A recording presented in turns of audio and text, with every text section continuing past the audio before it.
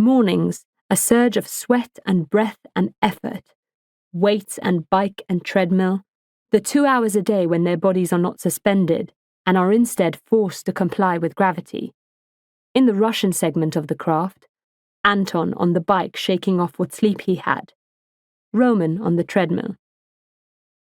3 modules away in the non-Russian segment, there's Nell on the bench press watching her muscles work under a sheen of sweat, while the pistons and flywheels simulate gravity. Her lean, firm limbs have no definition.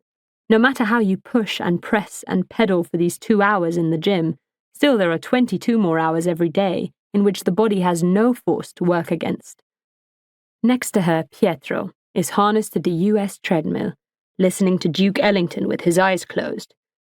Here in his head are the wild mint meadows of Emilia-Romagna.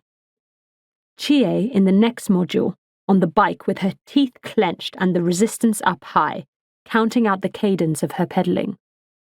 Up here in microgravity, you're a seabird on a warm day drifting, just drifting. What use are biceps, calves, strong shin bones? What use muscle mass?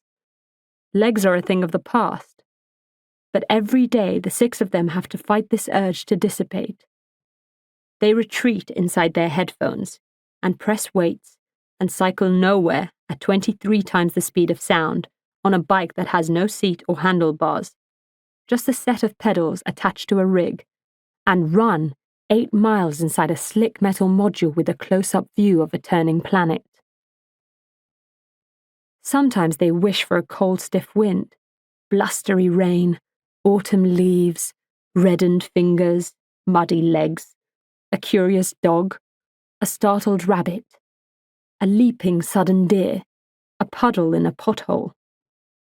Soaked feet, a slight hill, a fellow runner, a shaft of sun.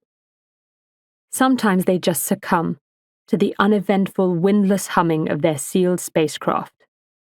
While they run, while they cycle, while they push and press, the continents and oceans fall away beneath. The lavender Arctic, the eastern tip of Russia vanishing behind.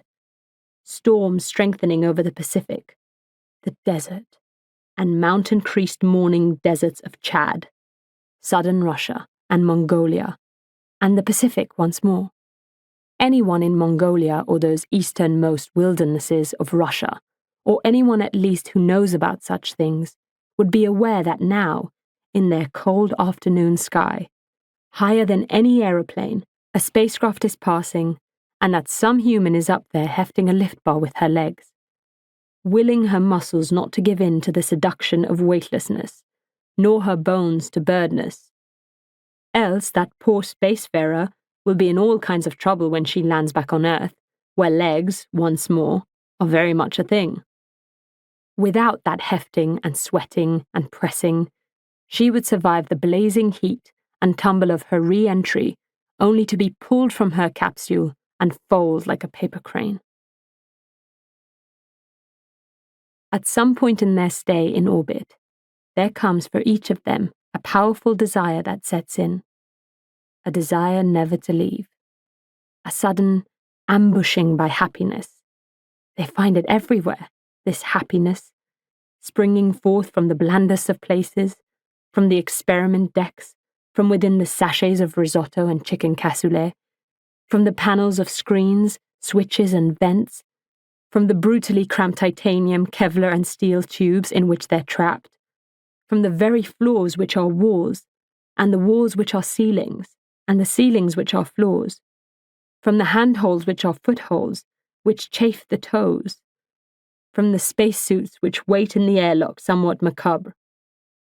Everything that speaks of being in space, which is everything, ambushes them with happiness, and it isn't so much that they don't want to go home, but that home is an idea that has imploded, grown so big, so distended and full, that it's caved in on itself.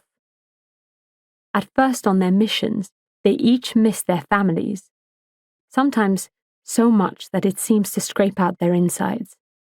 Now, out of necessity,